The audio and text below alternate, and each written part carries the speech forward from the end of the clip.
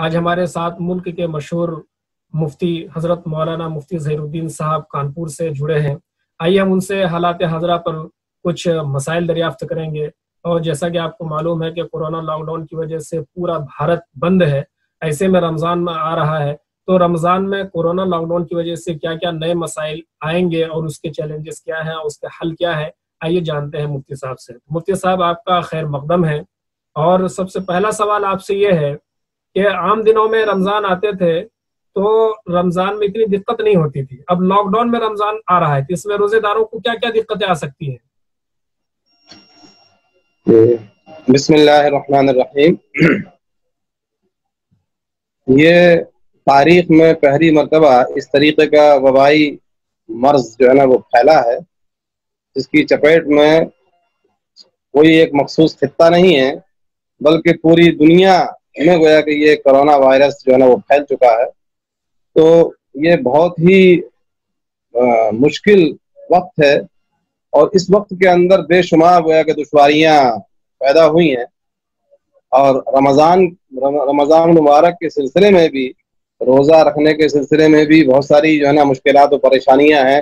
سارے لوگ سمجھتے ہیں کہ کھانے پینے کے جو سامان ہیں ان کو بھی آسانی کے ساتھ دستیاب نہیں ہو پاتے ہیں، مہیا نہیں ہو پاتے ہیں، اس طریقے کی ان کی مجبوریاں ہیں۔ اس کے علاوہ معاش کے لحاظ سے بھی لوگ جو ہے نا وہ کافی پریشان ہیں، اور معاشی جو صورتحال ہے، خاص طور سے جو ہے نا جو مزدور ہیں یا جو طبقہ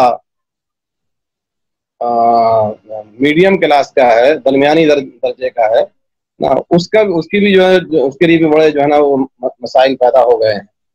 تو رمضان مبارک کے سلسلے میں بھی، روزہ رکھنے کے سلسلے میں بھی اس میں بہت سارے جو ہے نا وہ مسائل پیدا ہوئے ہیں، خاص طور سے مانتے ہیں کہ روزے داروں کو پریشانی ہوگی؟ جی روزے داروں کو اس میں کافی دقتوں کا سامنا اس میں کرنا پڑے گا۔ سوال یہ پیدا ہوتا ہے،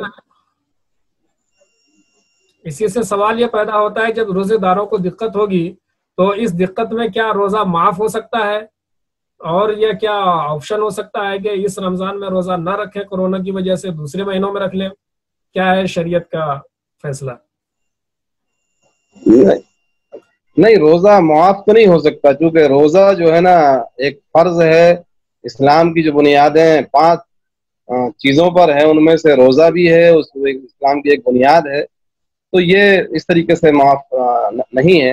ہاں، ایسے لوگ جو معذور ہیں، جن کا امیونٹی پاور انتہائی درجے میں کمزور ہے اور ڈاکٹر ان کے لیے کسی بھی حالت کے اندر مشورہ نہیں دیتے ہیں، وہ ان کو منع کرتے ہیں سختی کے ساتھ میں، تو پھر ایسے موقع پر جو ہے نا ڈاکٹر کی رائے پر ہم عمل کرتے ہوئے اس روزے کو موقوف کر سکتے ہیں، اور دوسرے ایام میں ان روزوں کو گویا کہ رکھا جا سکتا ہے اگر وہ واقعی جو ہے نا معذور ہو۔ اور اس میں ڈاکٹرز میں بھی جو ماہر ڈاکٹر ہو، مسلم ہو، کیونکہ جو مسلم ڈاکٹر ہوگا تو وہ روزے کی اہمیت بھی اس کے پیش نظر ہوگی، اس کو سمجھ رہا ہوگا، تو وہ اس صورت میں اس کی کنڈیشن کو جج کرتے ہوئے وہ گویا کہ وہ منع کر سکتا ہے، تو پھر ہم اس کی رائے کو ہم مان سکتے ہیں۔ باقی جو عام حالات ہیں، ابھی آپ نے کہا کہ امیونٹی سسٹم جن کا کمزور ہے، تو روزے میں تو دن بھر بھوکا پیاسا رہنا ہے، اس سے امیونٹی سسٹم اور کمزور ہوگا، جب کمزور ہوگا تو کورونا کا اٹیک ایسے ہی لوگوں پر ہوتا ہے، تو کیا یہ سوال جائز ہے کہ روزہ کورونا پھیلانے کا سبب بن سکتا ہے؟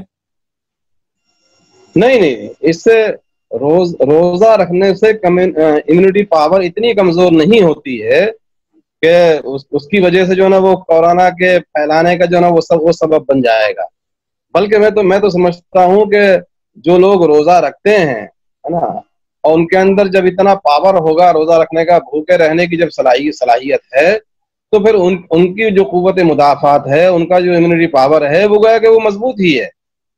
ہاں، اگر جیسا کہ میں نے بتلایا کہ اگر ایسے لوگ جو انتہائی کمزور ہیں، جن کے لیے مسلم ماہر ڈاکٹر جو ہے تجویز کرتا ہے کہ آپ کے لیے روزہ رکھنا مناسب نہیں ہے، جیسا کہ عام طور سے جو بات کہی جا رہی ہے کہ 70 سال سے جو اوپر لوگ ہیں ان کے امیونٹی پاور کمزور ہوتا ہے، تو اس وجہ سے۔ دوسری چیز ایک اور آپ کو اس پر بھی غور کرنا پڑے گا کہ آپ یہ دیکھیے کہ 70 سال سے اوپر ہی کے لیے کوئی اس کی جو چپیٹ میں آئے ہیں صرف وہی لوگ نہیں ہیں، بلکہ ہمارے ہندوستان میں جو اکثریت ہے تقریباً جو ہے نا 70% سے اوپر، وہ تو 21 साल से लेकर 40 साल के बीच में है, और भी दूसरे ममालिक के अंदर भी इन लोगों के ये लोग भी चपेट में आए हैं।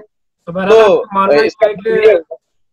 बहरहाल आपका मानना यह है कि रोजा कोरोना फैलाने का सबब नहीं बन सकता है।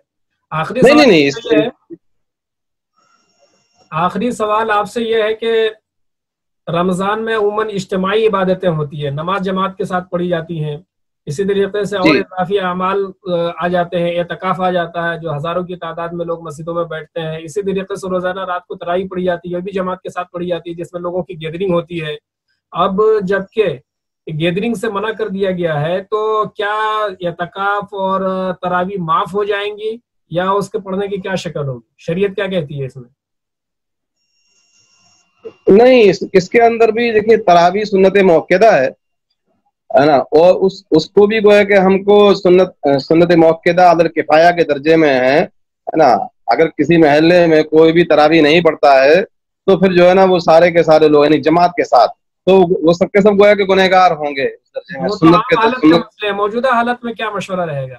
तारिक होंगे। इसलिए जो है हमको उस सुन्नत पर तो अमल करना है। हाँ, हम एहतियाती तदाबीर के साथ हम इसको इख्तियार कर सकते हैं। जैसा कि हमारे यहाँ गवर्नमेंट ने 5 लोगों के लिए अलाउ किया है मस्जिदों में जाने के लिए, तो हम इस कानून को फॉलो करें। हम 5 लोग जाएं और वहां पर जो है उसमें एक हाफिज साहब हो सकते हैं, वो कुरान को पढ़ेंगे। 5 लोग और पढ़ेंगे तो 5 के अलावा और लोग कहाँ पढ़ेंगे? एक मोहल्ले में तो हजारों आदमी होते हैं। जी, बाकी जो लोग हैं वो भी अपने घरों के अंदर पढ़ें। भाई एक आध हाफिज का नज्म गोया के किया जा सकता है अपने घर के अंदर, है ना। तो जिन जगहों पर हो सकता है तो अपने हाफिज का नज्म कर लें, और वरना फिर अलम तरा कैफ से भी उसको पढ़ा जाए, है ना। तो चलिए, ये थे हमारे साथ कानपुर से मुफ्ती मोहम्मद ज़हीरुद्दीन साहब। असल जो मकसूद है वो तरावी की नमाज पढ़ना असल है ना। जो दूसरी जो सुन्नत है तो कुरान को मुकम्मल सुन लिया जाए, वो ज्यादा बेहतर है, वो अफजल के दर्जे की चीज है, वो भी एक मसनून है।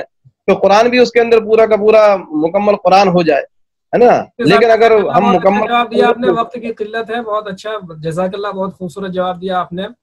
तो नाज़रीन, ये थे कानपुर से हमारे मुफ्ती ज़हीरुद्दीन साहब कासमी, जो हालात हज़रा पर जवाब दे रहे थे और रमजान में जो मुश्किलात और मसाइब आने वाले हैं, चैलेंजेस हैं, उनसे कैसे निपटा जाए इस पर गुफ्तगू कर रहे थे। अगले एपिसोड में फिर किसी नए टॉपिक के साथ आपके सामने रूबरू होंगे। तब तक के लिए खुदा हाफिज।